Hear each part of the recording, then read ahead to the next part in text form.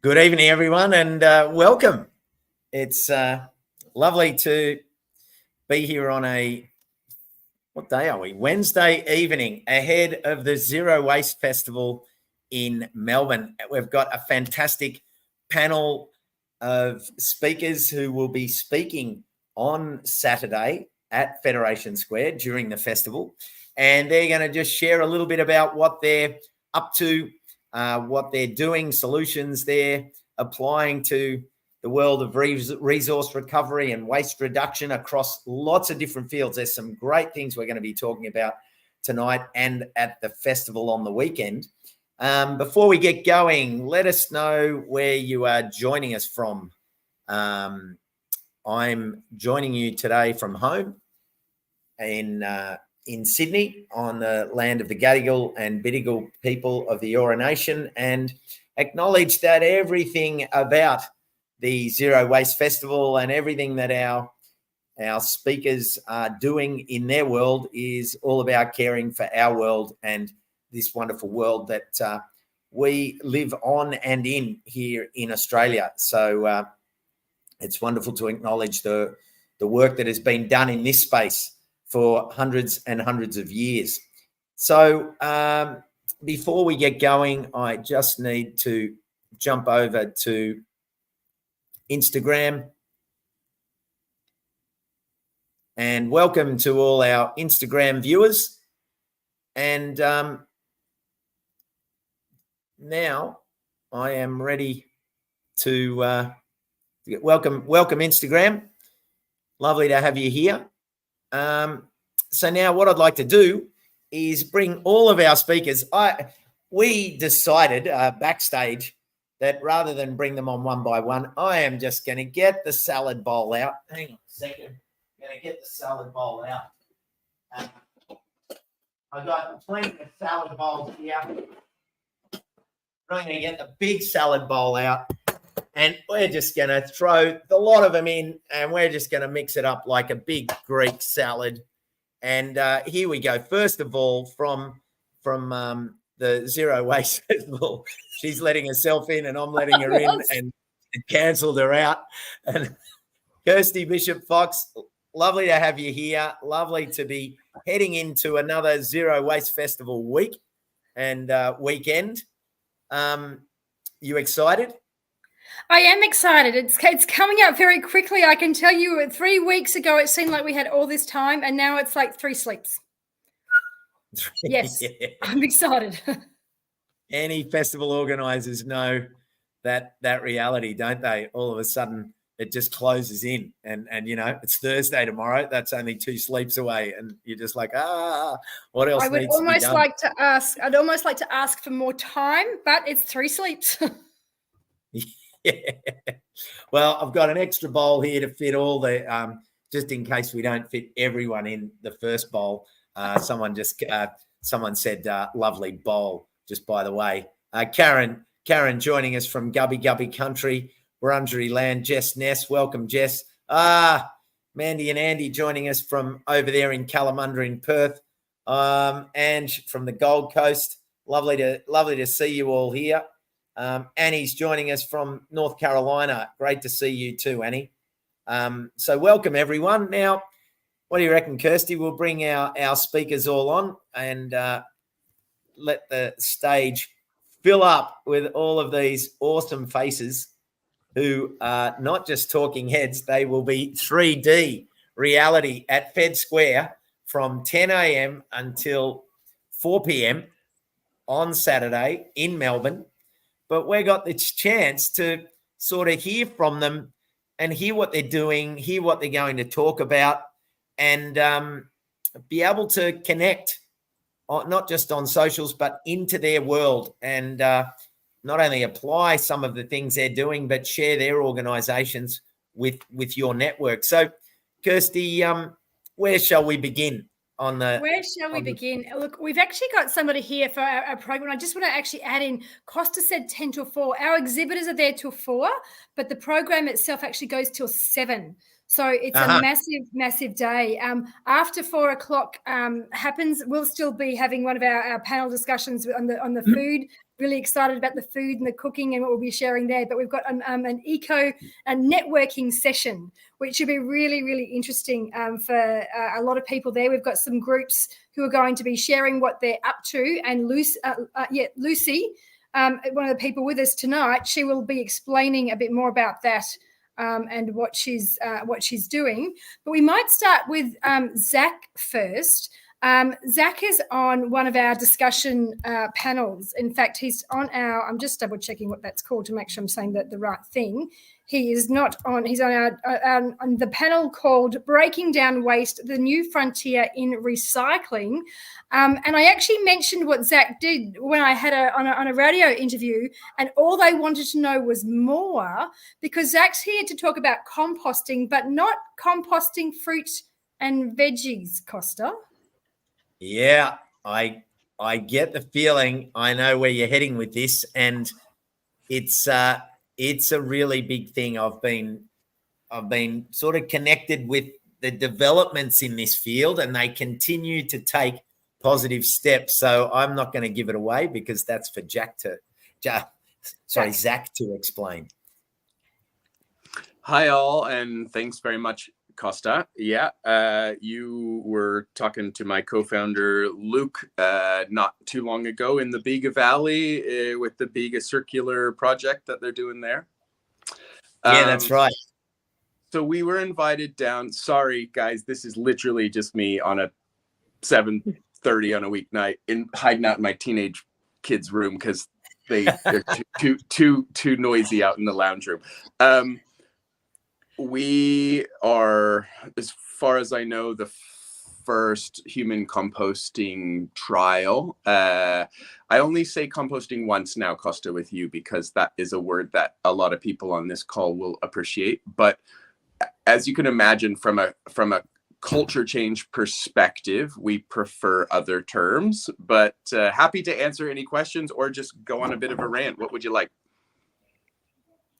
Yeah. Well, I suppose just what I'll do is we'll put you back to the crowd. Tell us a little bit about where this level of technology and approach is at in Australia.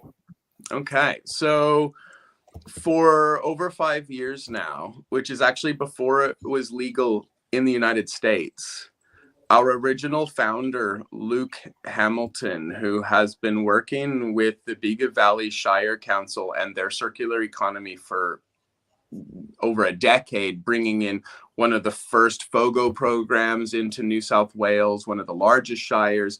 A lot of eyes were on that as one of the first adopters of the FOGO program. And so on an industrial level, the background that Hume brings is professional municipal composting. We got together a couple of years ago, and I had just come off working with the CSRO ON program for about 4 years for commercialization of tax-funded Australian research, and had quite a few connections with some really great microbial labs or microbiome labs in Australia. So we're working with multiple universities, but most excitingly, in the near future, we'll be working with University of Newcastle, who will be doing all of our genomic sequencing on what's happening inside our vessels. So like I said, we're about 5 years mature on the vessel technology. We've got mechatronics engineers who have designed the process, and it's all about safety and efficacy. As many people on this panel would probably know, we're not trying to prove you can compost protein. That's known. What we're trying to prove is that this is a safe and effective way of dealing with afterlife care. And in Australia, in places like Sydney, it's about 96% cremation rate. And in Australia, cremations actually are one of the worst in the world. We're one of the worst for not scrubbing our carbon out of that. And so it's just a mathematical figure on how many folks are going to expected to pass away and what kind of lasting legacy you can have. And so that's what we've been trying to do, is go in and figure out how to provide more choice.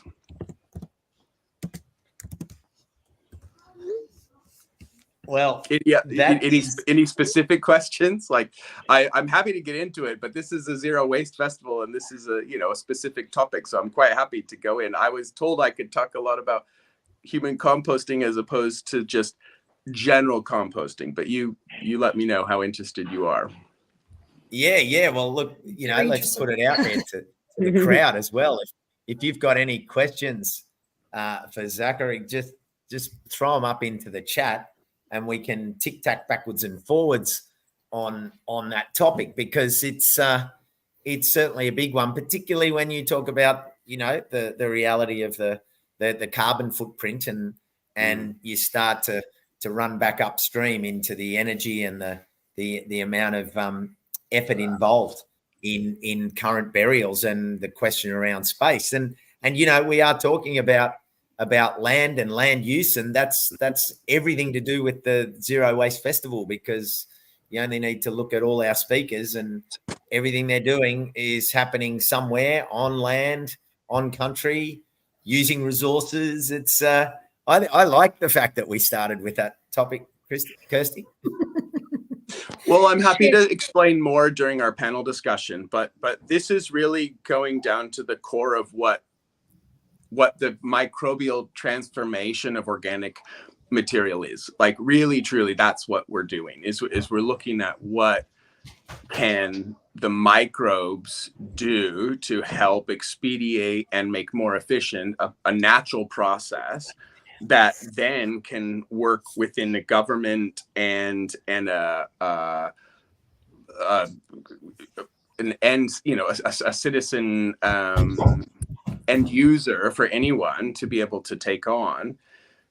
What's happening in Europe, what's happening in the States is a little different to what we're doing here. If anyone's interested, feel free to show up to the panel discussion, because we're starting with a lot of transparent biology, whereas what's going on in the States is a bit more opaque. And so we're very happily sharing our trial results with regulators and with government to try to help change the legislation from within. We're also doing a massive research piece in New South Wales around how a community can transform to be, what's the language we need? What's it need to look like? What is the timing that needs to happen in order to have a change, a culture change for something so emotive, and at such a critical time when you're so emotional, and really kind of take back that community aspect of what death can be. And there's many other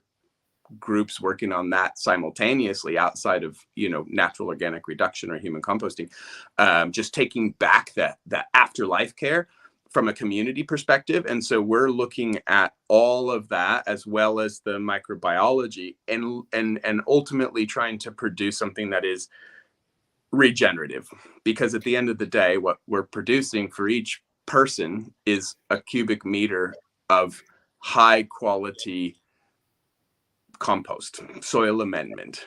So can I ask a question? I'm actually thinking that one of the barriers you may have from people is the sentimental value of I've got the ashes, and the ashes are in my jar, or the ashes were sprinkled somewhere. Can we shift that and go? It might apply very well to gardeners at the point, but because to have that compost and go, okay, I've used that compost to plant an apple tree or something like that. And I think of a friend I knew who had a farm, and every time an animal died on that farm, they would kind of bury the animal and plant a tree. So I wonder if that's sort of something that might be possible. Yeah, very much. I mean, that is certainly what we're going for, is an equivalent of an urn in the form of a legacy tree. But most people are not going to want an entire cubic meter of compost, and therefore we're making partnerships with other what we call sanctuaries, which are natural burial and also regenerative projects, where that cubic meter of really high quality soil amendment can go, whether that's around bushfire regeneration or whatnot. Yeah, wow. I'd be very happy to know that I was actually supporting a new a planting area to regenerate a space. That's just me, but I'd be really happy if that was me in my afterlife. I like Stephen's comment there. If people are happy to be organ donors, why not be a compost donor? Well, that's right. It's about leaving a legacy, I guess. And to me, I like to think of a tree and something that someone can visit that's alive rather than a cold gravestone. But if anyone still wants a gravestone, that's of course up to them. But to me, I think it's about shifting how we think about that last thing you do. Yeah, that's right. And Genevieve had a comment there about Deborah Viney, interesting topic. I've been looking at the site on the Mornington Peninsula, but I think you have cremation first, then the ashes go to the ground and the tree planted on top. But I was worried that it may still not be that green. So yeah, it's good to be able to put these thoughts out there and to come up with an alternative. So yeah, exciting stuff, Zach. Exciting stuff. Pushing daisies up. There we go. So let's where are we going now on the wheel of conversational fortune, Kirsty? Well, I think we should shift it a lot, and I think that something that puts a smile on people's faces is fashion, and the clothing that they wear. So let's see what Georgia has to say, Costa. Yeah, sure. Hello. Right, so can you tell us what you do, Georgia, and what your interest in fashion is? Briefly, I know that's going to be tough. Sure. No, I was just so fascinated thinking about the composting of bodies, as well as I know a colleague of mine too thinks about natural burial in terms of from the fashion perspective and design, and it does have a link to the sorts of indeed the fibers and things that you might bury a person in that can also be composted, because if we have natural fibers, then they can be also can break down. But I am a lecturer in fashion design at RMIT University, and I work in areas around sustainability and thinking about how we can reuse waste from the fashion supply chain within fashion design. So there's two main areas that I'm interested in. The first is around designing with either pre-consumer or post-consumer garments, and thinking about the design strategies and how we can really approach the design process with disused or unwanted garments as the inspiration for design and the start of the design process. And then the other area I'm interested in is exploring repair and the role of garment repair, and how that is done from a community perspective, but also what you can learn about garments through repairing them. It's really fascinating just to take garments, and once you fix them, you start to really uncover so many other issues within fashion as well, in terms of the durability of fabrics and so forth. And then also it's such a beautiful creative practice too, to mend garments and do that over time, and repeatedly return to things and keep working on repairing them as well. So I love that too from a creative perspective. And so, yeah, they're sort of the two main areas that I'm interested in. And then that comes into teaching and thinking about the next generation of fashion designers and how they're learning to be fashion designers. It's very different from when I was a fashion design student, and we sort of knew that there were these things that happened in the fashion industry, but it was a little bit like you don't talk about it. Whereas now it's really nice because students come to university to learn about fashion, and they're starting from that. That's the starting point of their journey. So yeah, it's really different there, and hopefully that will impact positively. Yeah. I really like what you said there about what you can learn through the repair. That's like at repair cafes, that whole idea that at the repair cafe you get not to just hand something over and come back after a coffee or lunch or something, you actually get to go in and see how something's made. And you know, for you in that sense, that really strikes me that, you know, when you then look at the material, you look at the quality, you look at the way it was put together, and, you know, it gives people this insight into every aspect of the things that they engage with day to day, which is really the essence of the festival, that we're engaging with things in a way that we either directing them to waste by our choosing them, or we're choosing and reusing and buying different quality. You know, that's a striking sentence for me, because I think it sums up so much. Exactly. And I think when you repair things, like one thing that I think about through doing that is a difference between, it enables you to be a bit of an activist around clothes through doing that. So first, just the act of repairing is, you know, quite, you know, a radical thing to do. But at the same time, you sort of develop this distinction between what's maintaining things, you know, like you maintain any good quality item, you polish timber, or you service your car, you maintain things. But then at the other side of it, there's faults, like something shouldn't have gone wrong in the first place. And with clothes, that's a little bit sort of harder to determine, because you don't necessarily return a lot of clothes, or they don't necessarily always come with a warranty, or this will last you for this long. But you can kind of start making some value judgments about that, and going, well, no, actually, I shouldn't have had to have fixed that up. That shouldn't have gone wrong in the first place in some cases. And then on the other hand, you might go, well, I'm just maintaining this, and it's okay that it went wrong because I've had it for a long time, and I expect to keep doing these kind of practices to keep it going. So I think that line between what's a fault and shouldn't have happened, and what's just a part of maintaining long life garments, is a really interesting kind of question. Oops. How did that happen? Yeah.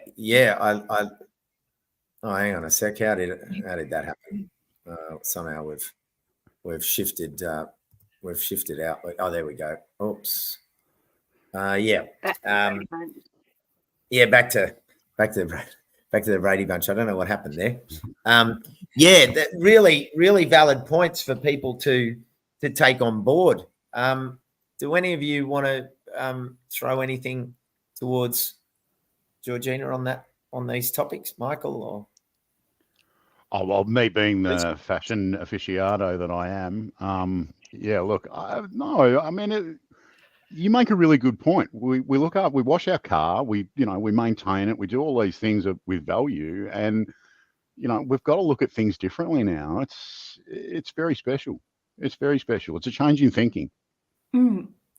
And so I suppose then when you start repairing things, then, or like when you start mending your clothes, then you start learning more about things like fabrics and durability and things like that. So you might start patching up your jeans, and then 2 months later you've got another hole, and then you start patching up that, and then there's another hole, and you patch up that, and then. But isn't that cool? Isn't that cool to have holes in your jeans? I know, it's kind of cool, but then, and you go so far down, you go, I've got to keep doing this because I've spent so much time on it. But then at the same time, you look back and you go, maybe I shouldn't have even bought those jeans in the first place, because this fabric is actually really bad to start with. So then the next time you go and buy something, you can reflect on that experience of repairing those other things and go, oh, now I understand a little bit more about, say, how durable a fabric is. And I might be able to understand when I get the next thing, the sort of choices I want to make about how that's going to perform. But you wouldn't have learnt that if you hadn't have tried to fix it and kept going with it. Yeah, that's a really good point. That whether or not you can put your clothes in the compost when you're done with them is a factor of when you think about what it's made of. Or I often put old clothes that are beyond repair in the compost, and the bits that remain after the rest of the thing is gone, there's the nylon thread or the elastic, or oh, there we go, that was the bit that wasn't biodegradable. Yeah. Yeah, because clothes are these kind of monstrous hybrids of all of these different materials in them. So you might have cotton, and I saw a beautiful image from Cotton Australia at a conference once of these underpants, like men's underpants, that had been composted. But then, yeah, all of the seams and everything, they're all sewn with polyester. So that's plastic, and they're going to stay behind. So this sort of challenge of producing things that potentially have a single pathway at their end of life, so they could either be composted or they could be recycled if they were a synthetic, becomes really challenging with clothes because they've got all sorts of components in them, you know, between the zips and the threads and the fabric itself and the buttons and all that. They're complex. Yeah, we do a lot of work in the traceability space. So a QR code for people to be able to access the information that you can't fit on the little clothing label. The fashion industry is the first one to pick it up, and the stories are evolving so much. Not just about labor stories and those sorts of things, but evolving into, okay, this is where the product came from. This is what I do with it afterwards. This is how I can repurpose. This is those sorts of things. So the stories and the narratives that are being communicated in that space to consumers are really changing on a daily basis. Yes. Yeah. And do you find that consumers are liking to learn more or taking up that sort of technology? I hope so. I think we're at a crossroads with it, and that's probably a little bit of a segue, but that's why we're coming to the festival. So I work in the packaging industry. That does not make me the enemy. Don't suggest that, because we're all about packaging without packaging. So if we look at the power of what that delivers, or those consumer activation points with smartphones, we can share a lot more information and a lot more detail with a consumer about how something was put together, or about what to do to repurpose it, or whatever the case may be. So we're being approached a lot more now by brands to say, how do we do this? What do we do? How does it work? So it's a big evolving space for sure. There's a nice comment here. Quilting is an option too. Cotton is the best. And Anne said, we call the polyester in the worm farm undie skeletons. Yeah. Because I've seen full jeans get composted and literally lie there like a set of jeans, but just the runs of like the stretch jeans, the runs of polyester just left as the full length of jean. I haven't got the photo. I saw it online.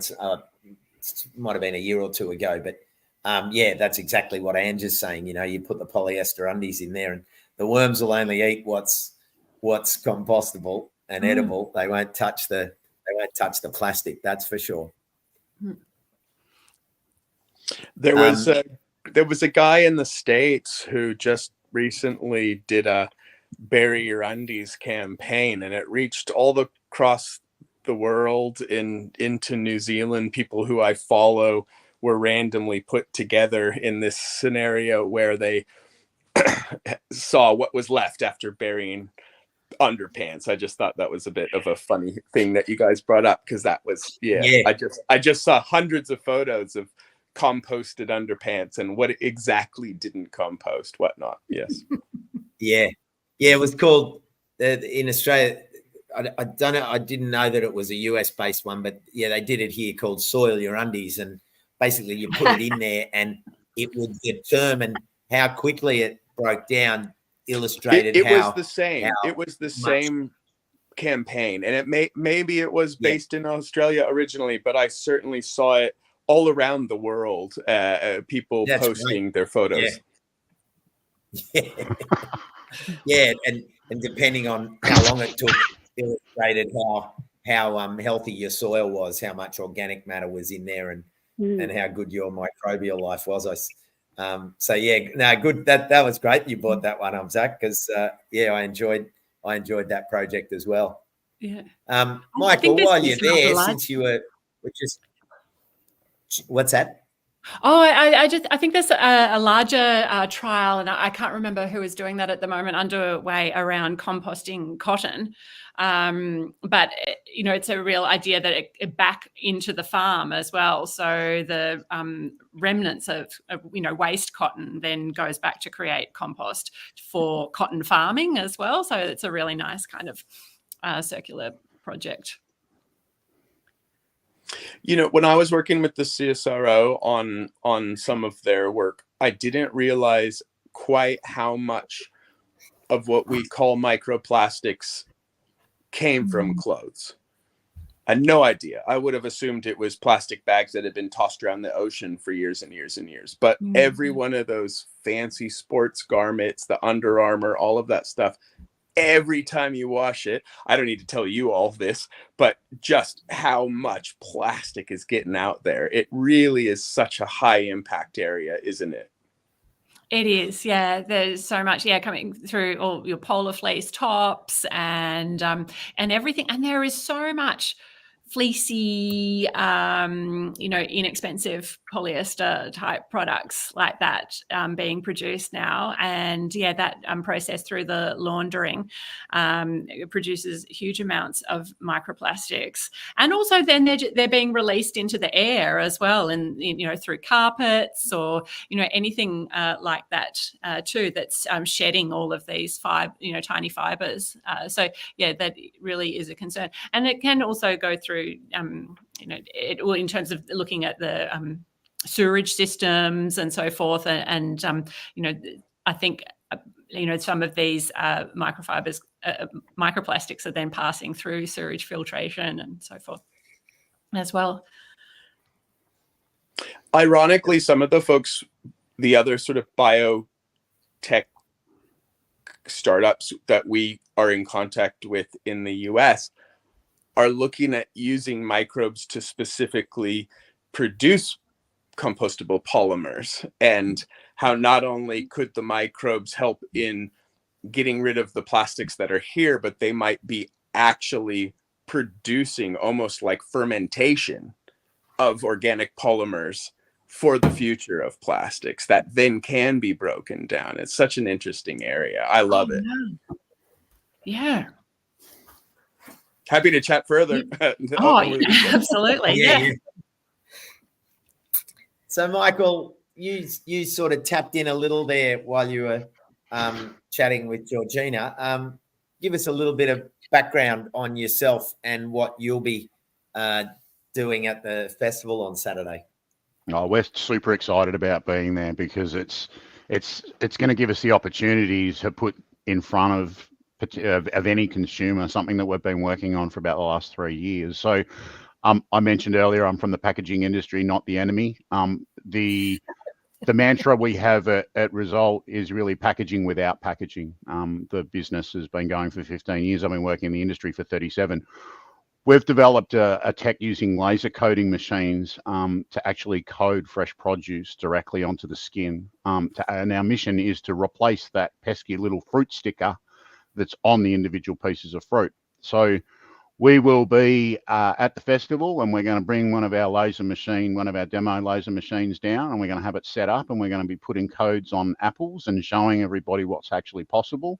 And we'd love to engage with as many different people as we can to get feedback, good, bad, or ugly. You won't be able to miss us. We'll be wearing our t-shirts. We'll be wearing our t-shirts on the day, and you'll see us there with those. If anybody thinks I'm going to fit into that t-shirt, that's not the case. This is for my 1-year-old granddaughter. Look, we're super excited. We're doing a lot of R&D on a whole host of different fruits. We've been engaged with brand owners. We've been talking to the retailers. We've been working with a bunch of industry associations and standard bodies and all those sorts of things. And we're at the point where we've done all the R&D on the tech, and we believe we can do it. But there's only one thing that everybody wants to know, which is what do consumers think? What do consumers think about that label being replaced with a laser directly marking the fruit? And we're not putting any additives or any codes on it. It's just a laser beam actually touching the outermost layer skin of the fruit and either either slightly etching it away to form a contrast change, or the pigment changes from on a tomato, for example, it goes white when the laser hits it. So there's no additive to it, but it's something that's different. It's something that's different. The sustainability benefits, the return on investment benefits, all those sorts of things are huge, but it really comes back to consumer sentiment. So we're really super excited to be there on Saturday.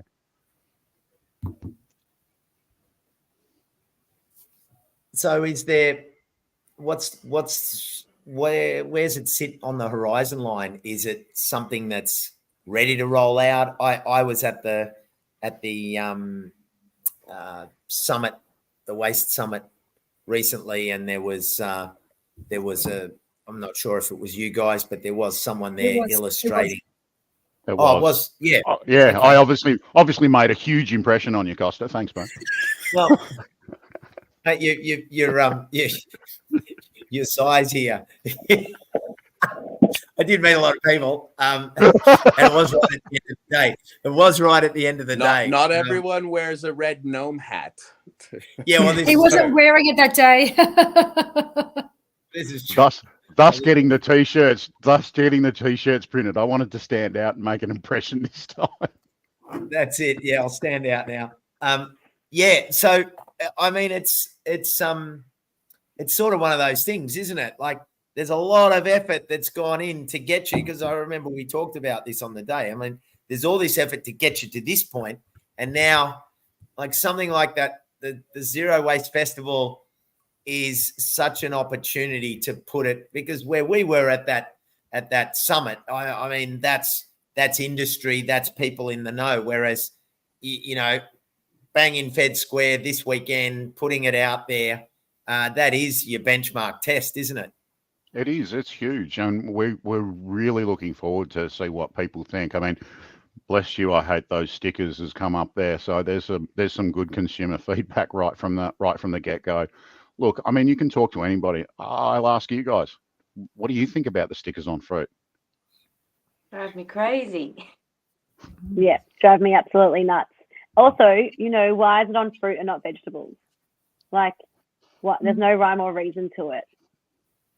Well, you know, I'm a techo, and I've worked in the industry all my life. The label, it actually serves a purpose when it is used. It's not just for putting a brand on there. It's got a grower number on it, so it forms it's got a food safety purpose to it. But you're right, Frankie. There's no consistency. Some do, some don't, etc., etc., etc. So there's a bit of regulation that sits behind that, and let's not go there now. But at the end of the day, it's a label, and you know, we've been all trying to develop compostable materials, but when we make the materials compostable, they don't stick to the fruit. So there's challenges there, particularly to something like a kiwi, which is, you know, a rough or a hairy surface, and those sorts of things. So if we're able to take and get the same level of information that's on the sticker onto the fruit by directly marking it with a laser, there's no ink, there's no additives, there's no label. And it's the stuff that you don't actually see, because each sticker has got a backing paper on it that's coated with silicon. And that's there are some really early stage recycling programs for silicon paper here in Australia, but it's very, very small. That's all going to landfill. Yeah. Then when you see the labels apply, yeah, and then the labels get through. I was just going to say how important it is to get that user feedback. And I know that's what you've been saying this whole time, Michael, but it's so important in something as emotive as what I'm working in, and yet still so pertinent in something that people see 10 times a day when they go shopping at the supermarket, is that label, is the change management required. Everyone who's going to show up this weekend are converted. You know, I mean, we're trying to do research into the non-converted. Like, how can you get someone who has no desire to do what already got posted here tonight to commit their loved one to composting? Is the same type of research needs to be done to go, are you willing to have what might look like a burned or change skin of your tomato. You know, you say it's just the laser and therefore it turns it white and it doesn't change the taste at all. But we all need to make sure that everyone's up for all this, you know, and it's such an important part that we have to remember, is that the folks that we need to convince are not necessarily the ones right there at 8 a.m. at Fed Square. Oh, yeah. I mean, I thought I had a tough job, Zach, until I heard what you were doing. So yeah, I'm going to be a little bit more humble now. I'm going to stop complaining so much. But at the end of the day, we're also hoping that, you know, we're in Melbourne CBD, and, you know, people are going to walk through Fed Square. So let's hope we get a really varied audience. And I think that, you know, I mean, again, I mentioned the packaging industry. There's a truckload of work being done by my colleagues trying to do everything that we possibly can. Have we done a great job of it? No, we haven't up until this point. But the last 5 years, we've all really pulled our fingers out, and there's a lot of great work being done to make sure we go for that circular economy. But at the end of the day, if we can remove it, that's the most important thing, and remove it with a tech. And then the other side of it is make sure that we create an ROI, because at the end of the day, these fruit growers are businesses, and in a lot of cases, they're small businesses, and we've got to be able to create something that has a return on investment for them. So by removing the label and replacing it with a piece of machinery, we're actually doing that as well. There's no consumable cost and all those sorts of things. So there's a lot of boxes that we're ticking, but like you say, it really comes back to, will the consumers accept it? Because that's what brands are very scared of. Retailers, rightfully, very scared of. We need to understand what consumers think. People are so resistant to change. All of this comes down to change, doesn't it? And I do think at the festival, it's interesting. I think there'll be a lot of people who are on board straight away and really easy to convince, like, you know, your initial uptakers. But people coming to the festival from previous years, like in the space of sustainability and waste particularly, sometimes they've got their one area. Do you know what I mean? Maybe they're a mad, brilliant repairer, or maybe they've just learned about fashion waste and that's, you know, they don't want to see that go to landfill, but they haven't thought about the compost aspect of it, and they haven't thought about the food. And so I just think people have all these different on-ramps. So I do think that you'll have some people who are with it, and some people who are just like, oh, that's new. I need to think about that. But I do think that it's a group of people that you've got to get this group of people on board first. You know, if they want to be sustainable, but they're still figuring out the pathways. So I think it's a gentle step in for something like the human composting, or even like the branding, because I know there are different things. When I first looked at it, I'm like, is that, like, what ink did you use? I'm like, no, it's not ink, it's laser. And I was like, it took me a while to get my head, because it actually looked like it was inked. It looked inked to me, but it's not inked at all. So I do think that there could be a perception if people see it but don't understand what it is. That's why we're bringing the laser. We're actually bringing the laser. The laser is coming to Fed Square, so we'll actually be able to show people what it actually is. Yeah. Well, that's great.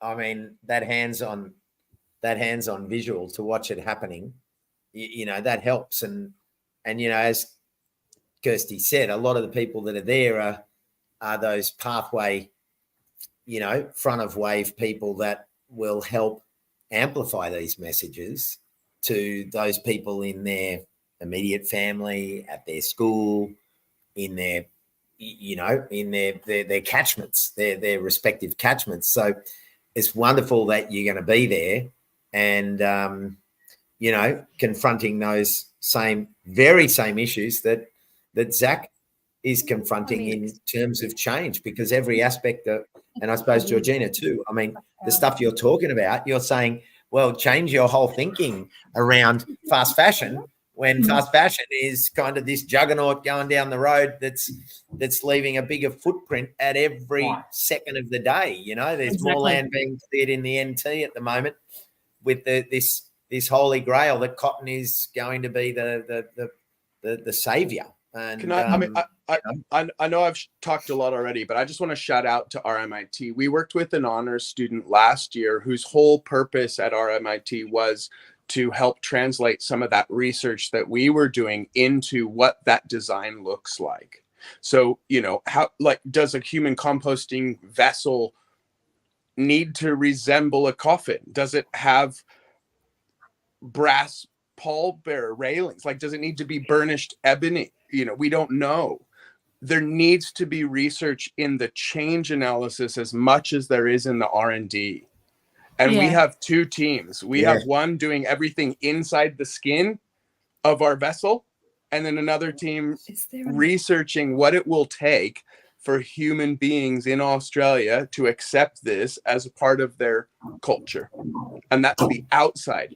And it has everything to do with the entire experience, from maybe getting the person involved at the late stages of hospice or approaching death, to be involved in that choice, to things like what they found anecdotally in the States with human composting is that or natural organic reduction, which is what they like to call it, is that because the vessel was around for 30 or 40 days, people came and visited it again and again and again, and put up letters and pictures on it, like with magnets, because when you watch it go through a small window into the cremator, it's gone.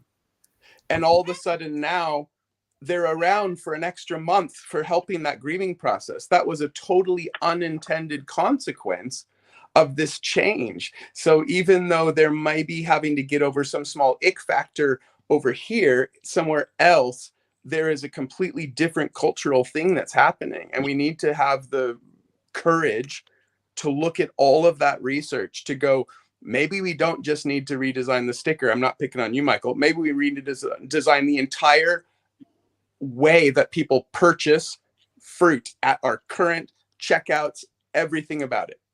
Yeah. It's a really nice way to think about design too, is that, maybe we don't need to design anything, the things already exist, but we can design experiences and ways of thinking, and, and have that sort of sensitivity to people and their experiences, and sort of embrace that, and really design immaterial things, and apply creativity and all of that to those sorts of things. Yeah. Yeah, it's exactly what Sarah was getting at there, and like you're saying, Zach, like this is a system that there's people working around the edges to try and make it more free of these things. Yet, do we need to be free of that system and come up with a better system, which is the big picture questions that really, Zach, Michael, Georgina, and I mean, we're yet to get to Lucy, who's, that's probably a good point, and Frankie too, to just see how, I'm sure what you're talking about is tapping into these same questions around change. You've got a lot of stakeholders involved in it. It doesn't matter what space we work in. There's a lot of stakeholders, for us, and legislation, and you add that government layer in there and all those sorts of things, it becomes complicated. So to unpick something, so taking something new and approaching it with a fresh lens is hard. And we've all just got to knuckle down and keep going, because there's a truckload of work that we can do. And I'm looking at some of the comments that coming up there, that people are asking, why do we need this? Why do we need this? These are the questions that we need to, but we actually need to start putting some runs on the boards with some answers. Yeah. And Stephen just smashed it there, saying, well, the most malleable and flexible are the children and the youth, in terms of not being fixed on these lanes and within these pathways. What do you reckon, Frankie? Do you want to sort of jump in and give us a little bit of a background to yourself and your world and where it fits into the conversation and the festival and the world of waste and resources? Yeah, of course. I'd love to jump in. I've been taking so many notes whilst everyone's been talking. I'm like, I've got so much to say. So first of all, I own a salad bar in Richmond, in Melbourne, called Green On, and it's all about eating to impact. So impact for me is a lot more broad and diverse than using the term sustainability. for a lot of people, they think that sustainability is only really about the environment. And for us, it's a whole closed loop system. So we care for the environment, and we care for our people, and we care for the community. And it has this amazing domino effect between it all. So I actually used to be a restaurant chef in New York, and I was burnt out, but really sick of seeing all the waste in the kitchen.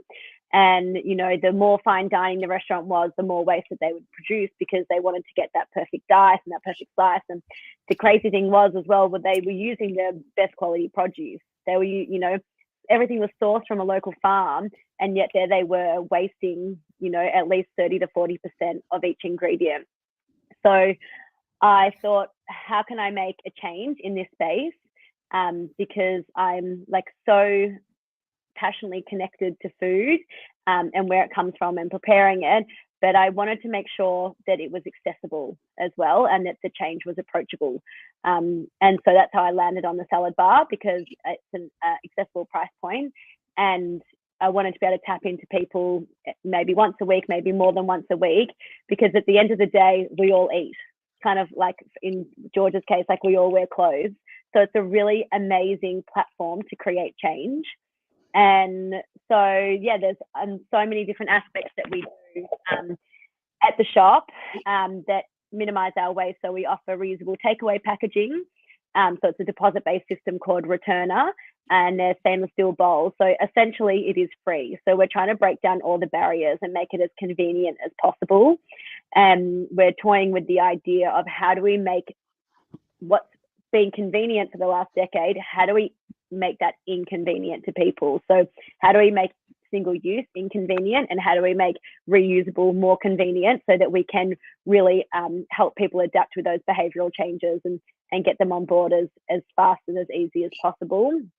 So yeah, essentially the bowls have a $6 deposit. So at the end of the day, when you look at it, really that is free. That's how Returner market it as well, because you can bring the bowl back in and be given a refund straight away, or we like to incentivize our community for using reusables, and we have a loyalty program. So we reward you with a star every time you use reusables, and once you have 15 stars, you get a salad on us. So yeah, I mean, even like in the build, we use repurposed waste materials. Our bench top is made from recycled glass, manufactured in Melbourne. There's 700 glass bottles in each sheet of the bench top. And our stools are made from HDPE plastic, so recycled shampoo, conditioner bottles, laundry bottles, etc.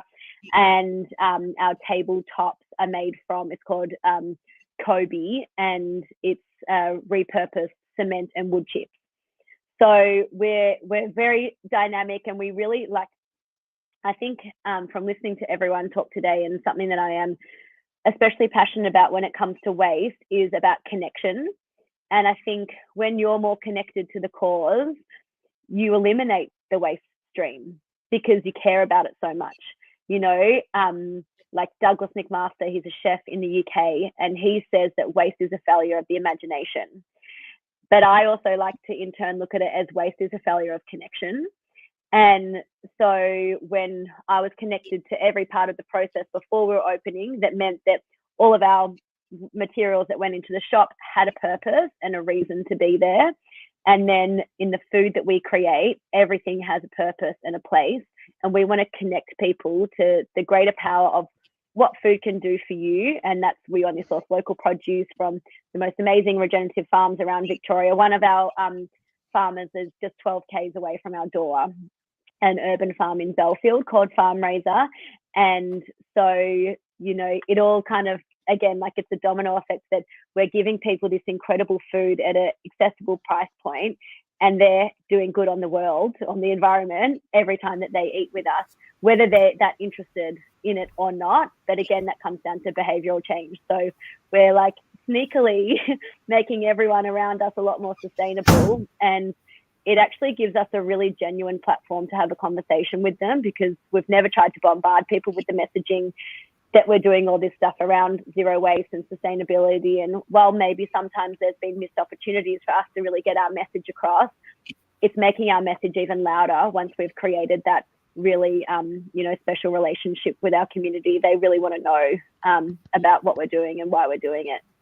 And speaking about missed opportunity, Frankie, I'm going to jump in because Frankie's not only speaking, but if you're thinking, oh my gosh, I want to try this food, well, she's coming to the festival with food. She's one of our food vendors. So don't worry, if you're in Melbourne, come down just for a bite.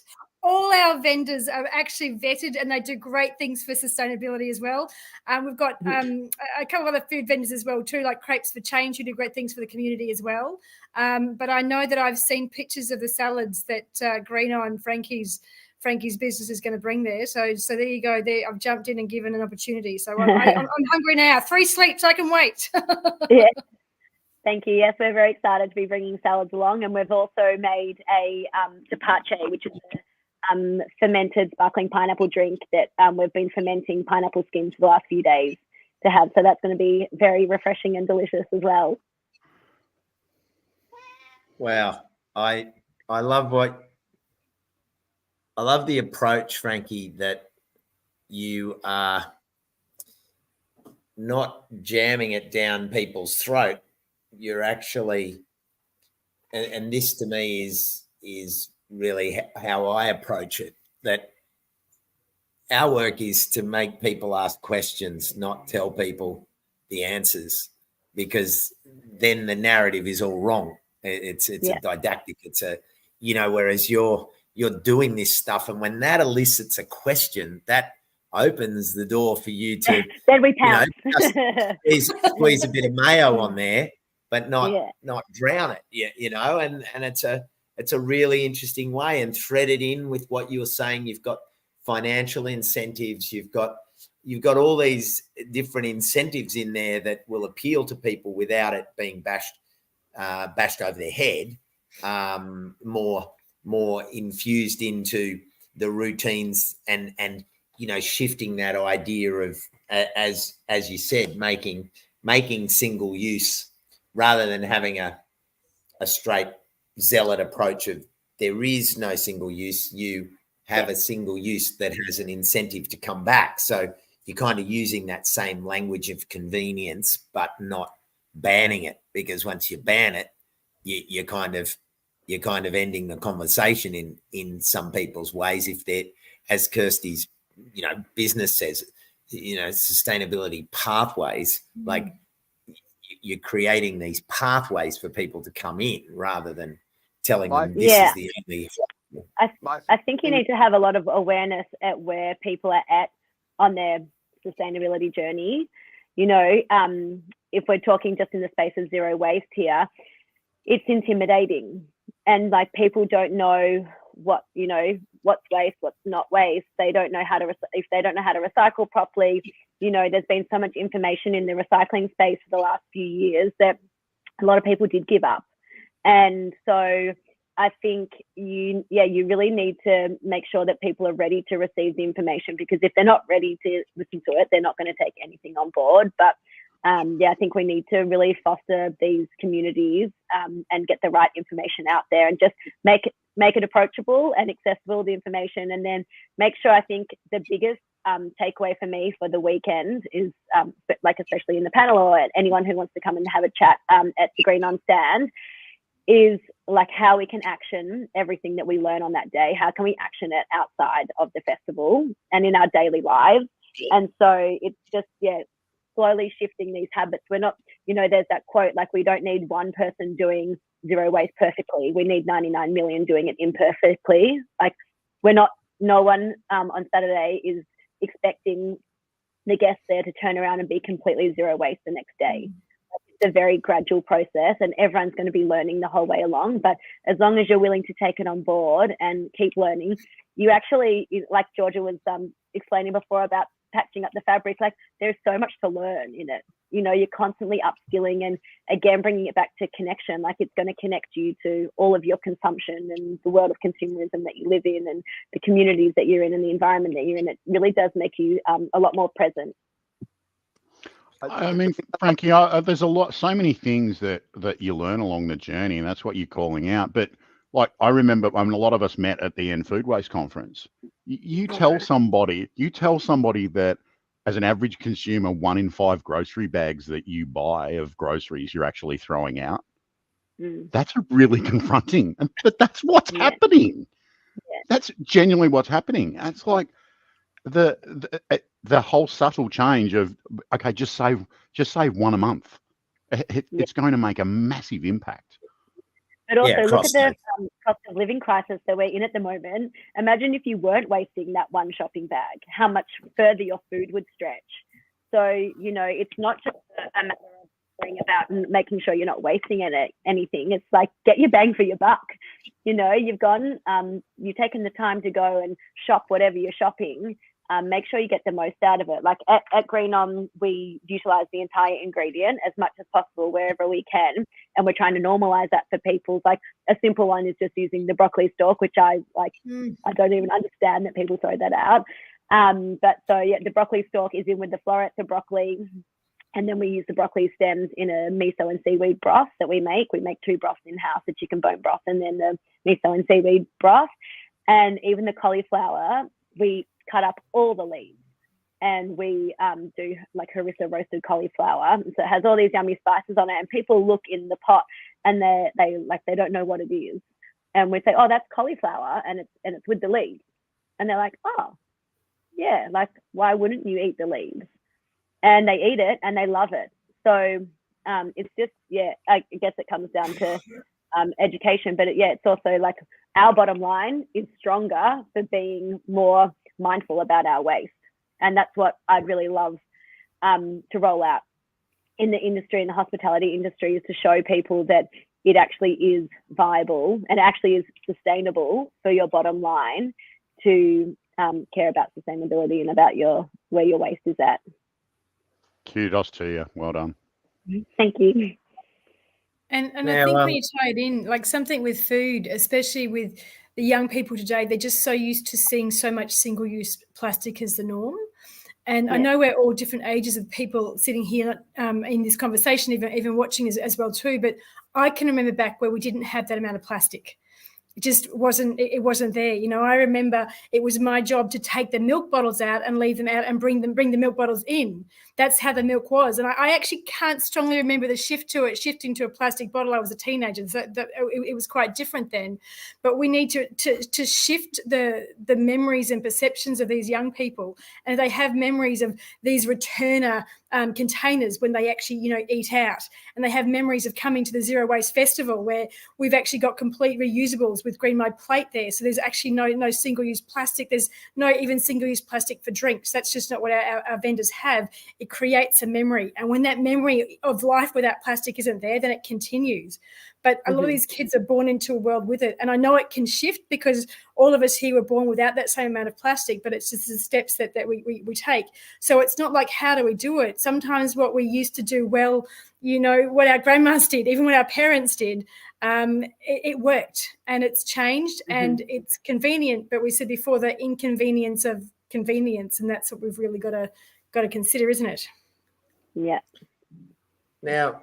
Now, Lucy, you have been the most patient. We've busted through the hour, and I feel my pets compelled. walk into the room and are fighting over my lap. Oh, well, Lucy, just tell us, where do you sit in all of this, and what are you bringing to the festival, and what does your world orbit around when it comes to these topics?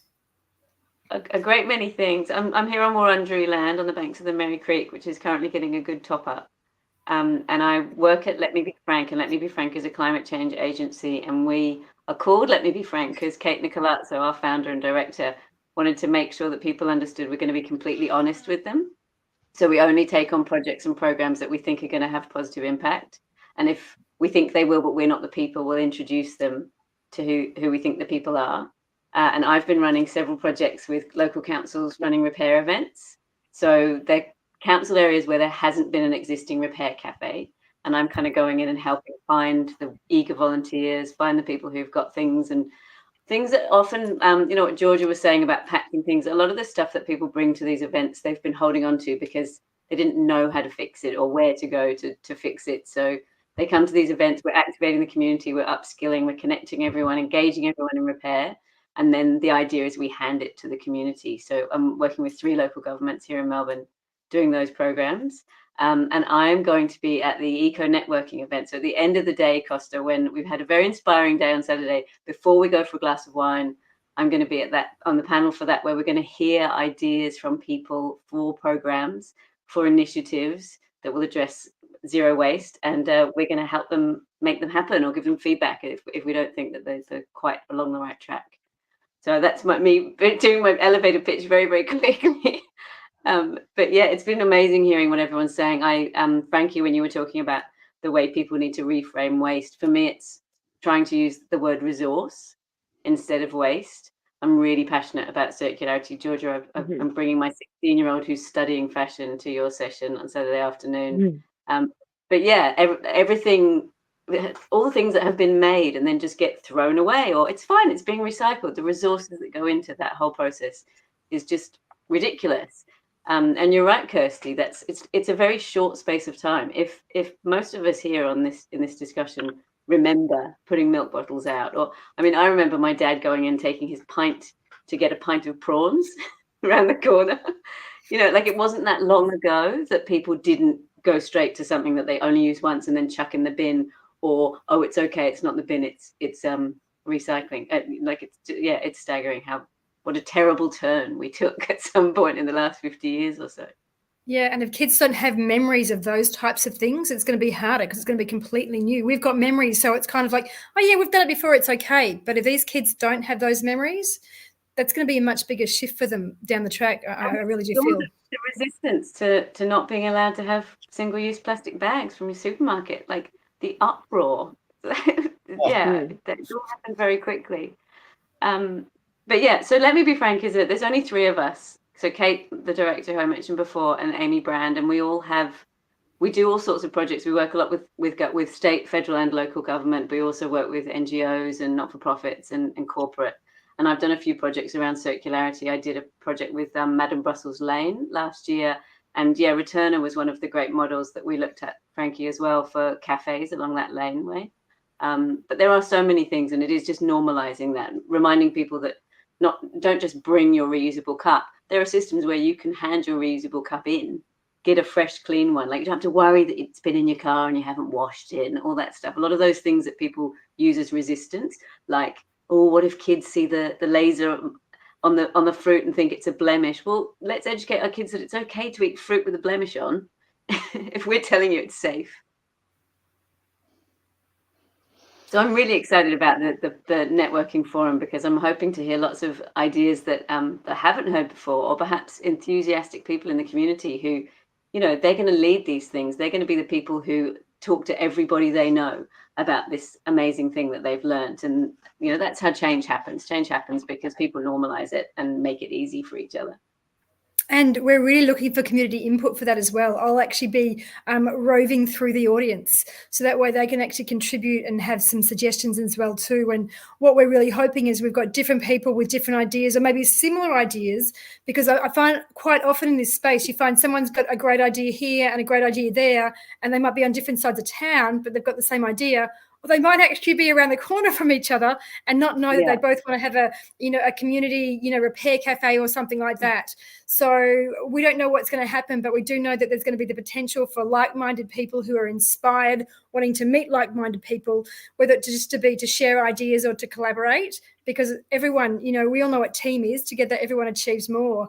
And in this environmental space, it's so interesting. I run a lot of programs for leadership. And when I do the school ones, it's a lot of fun. And I say, this is the time that you're allowed to copy.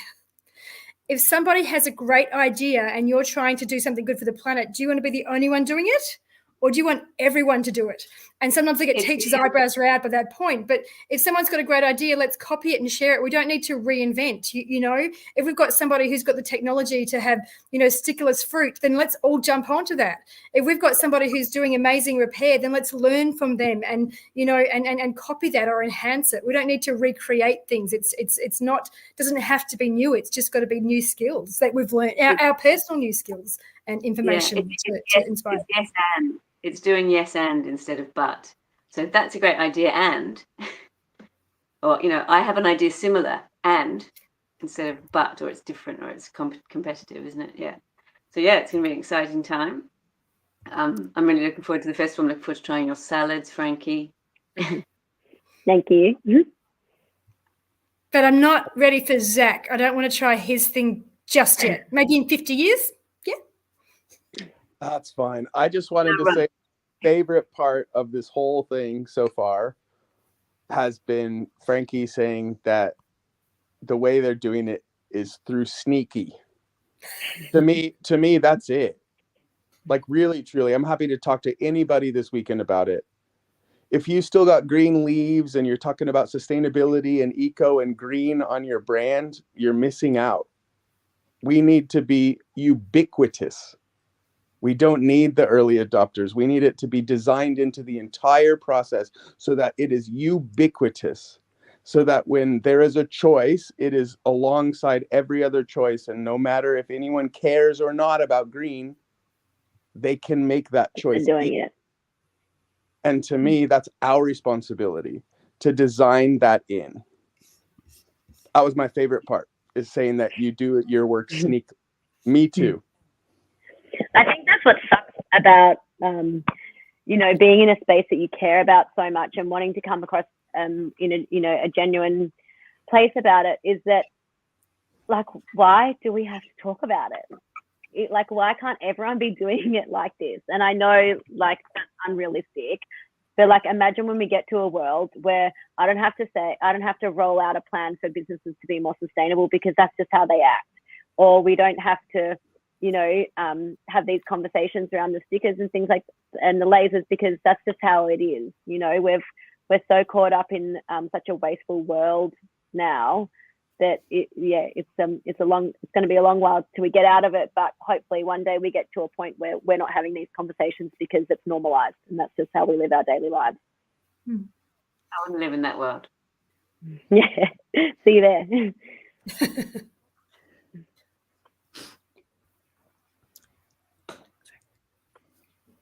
Yes, I think Costa may have frozen. He's not fallen asleep. He's frozen. I've seen that happen to him before. I think we have him back. But it just is those things. And so interesting in schools. I think it's great that schools are teaching sustainability and bringing it into the curriculum in all sorts of ways. But do we need to have sustainability as a subject? At the moment, the short version is yes. I mean, it should be in everything. Like, climate change is now informing every single aspect of our lives. And so we shouldn't, like you said, we shouldn't need to talk about it. It shouldn't be an additional thing, an additional piece of everybody's work. All work is work around climate change, or, all the projects that we do are around climate change. And the other thing that we realized, that Kate realized really early on after establishing Let Me Be Frank, was we can't have environmental justice without social justice. So we have to talk about the social impacts and equity and all that stuff at the same time, instead of it being a separate subject, a separate add-on, a tick box, a symbol. It should be overarching absolutely every decision everybody makes all the time without even it being conscious. Yeah.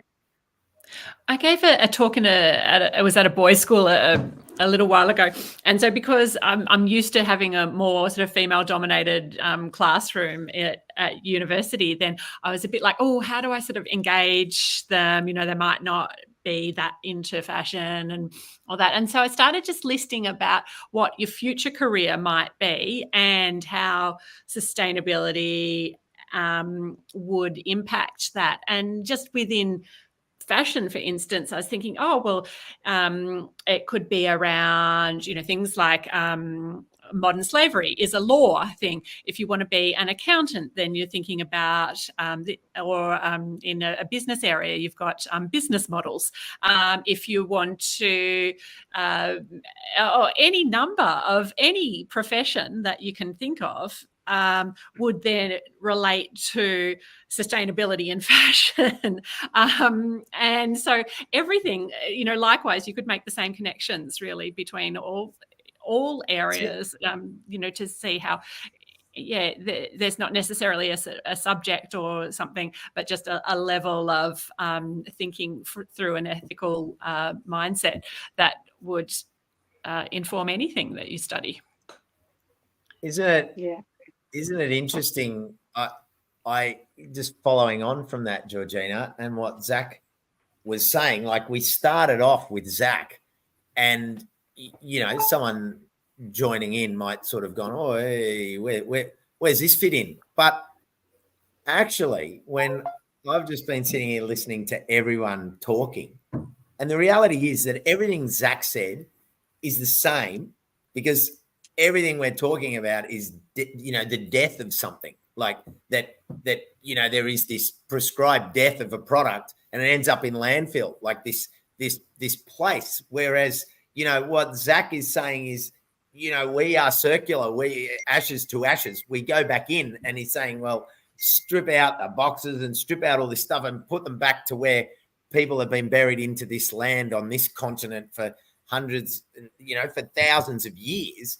And it's really exactly every aspect of what you were saying, your challenge to get this thinking of change out there. It's exactly what Frankie was saying in terms of bringing the change in, and this life and death of ideas and of packaging, and the life and death around, the meal that someone has for breakfast, and how much death do they create? How much death do they put into the environment? So I actually, I can see how having you at the top was a grandmaster moment and stroke, because you framed this conversation in a really nice way, and everyone is talking in their circular life-death cycle, and whether it's Frankie or Mike.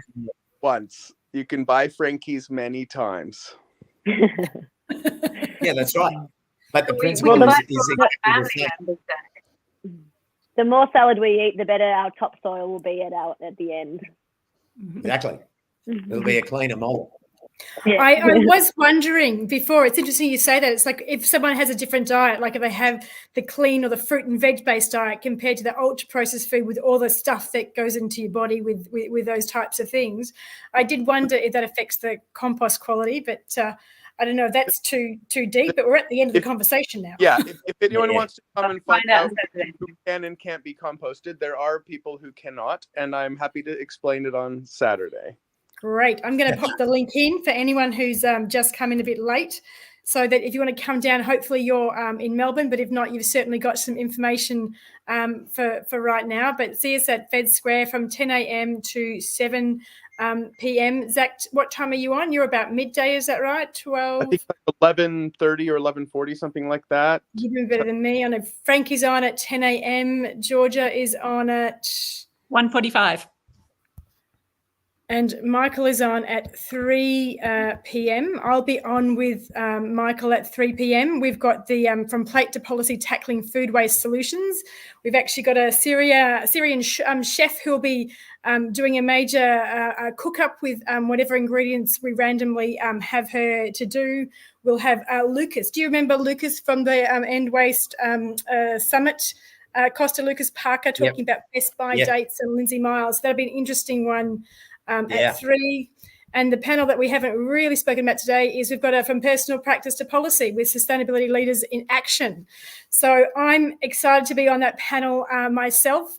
We'll have Lindsay Miles, who is from Treading My Path over from WA, which is exciting. We've got Dr. Liz Hugh from Doctors of the Environment, who I'm sure will have an awful lot to share. I know I want to get into her brain and find out a lot more about what the medical industry is doing. And Nana Anna from the Urban Nana. So we've got a packed full program. And of course, we're finishing the day with our eco-networking forum, turning ideas into impact. So you can come and meet Lucy in person, and a number of amazing facilitators with slightly different backgrounds, but all community focused in getting these projects happening. So you can learn from others who are working through their projects, or be inspired to take on your own. It's going to be a really exciting day, Costa. Oh, I'm absolutely loving the sound of it. I've loved the conversation that we've just had, and it's going to be a full day of it. I actually like the comment that you said, too deep, in terms of the discussion about compost and soil, and Genevieve popped that up there, which was a nice little point. Well noted. And Stephen's just asking how deep we're buried. But you'll find out all about that on Saturday. Annie has said, thank you, everyone. Enjoyed listening in on this wonderful and informative conversation. So, look, to everyone who was here, Annie, Karen, Stephen, Genevieve, so many people have contributed. Jude, Deborah, there's lots and lots. Kathy, Ange, thank you all for joining in, and for those of you over on Insta who I didn't, I should have been jumping across and checking on your comments as well. But wow, any final closing thoughts from anyone before I wrap? We're right on, almost on 9 o'clock. Wow, that time has flown. Gracious me, 8:53. Thanks everyone for hanging around so long. But any closing thought?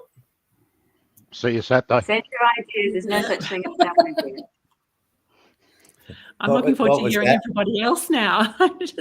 Yeah, me too. I'm looking forward to discussing with everybody I've heard from. It's just so great. I feel like in some ways we've been a little isolated on the edge of that compared to the more consumer-driven stuff, but I'm so looking forward to sharing what we've learned. Thank you. Kirsty? I think it's all great. I think that it's going to be a great day. Come down. If you can't come down, then I'm glad you are here tonight.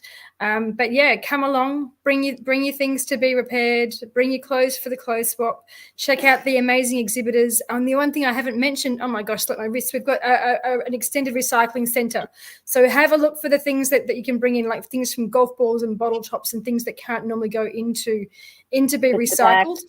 We're all about avoiding that waste in the first place, but we do appreciate that sometimes we do get waste, and it would be good to do a responsible thing with that. But hopefully we'll get Costa along next year. But I know that Costa is somewhere in his TARDIS doing amazing things elsewhere. But appreciate that you could join us tonight for our it's a tradition now, isn't it, to have these chats beforehand. It fires me up, it warms me up, and I think we're inspired to come along, and I'm sure so everyone watching as well too, and those on the replay who've got this far. I hope we all see you on Saturday. Yeah, I wish I could be there. Unfortunately, I'm booked up Saturday and Saturday night, and I just can't quite manage the juggle. But I know it's going to be a great day. Thank you all. What a fantastic panel. Thank you, Kirsty. Thank you, Lucy. Thank you, Michael. Thank you, Georgina and Frankie and Zach for really throwing a wonderful mix of angles and information, and most of all, just those ideas around change and how we activate that in the world around us to impact the broader world. So, yeah, definitely the space that we all enjoy, and a real pleasure to share this yarn on a Thursday night. Thank you also, as Kirsty said, to the replay viewers. Hope you enjoyed it as much as we enjoyed doing it live. Saturday it is. If you're anywhere in Victoria, anywhere in Melbourne, anywhere for that matter, get on down to Fed Square from 10 till 7. It's going to be a cracker day, and keep an eye out on the Zero Waste Victoria website and Kirsty's page, and we'll put all the links to everyone in the bottom of the comments here, so that you can, and I think they're in the post as well. But yeah, jump on and follow our wonderful panel, and keep an eye out on what they're doing in the world, because they're doing great stuff. So thanks everyone, and we're signing off. Have a great rest of the evening. Thanks. Thank you.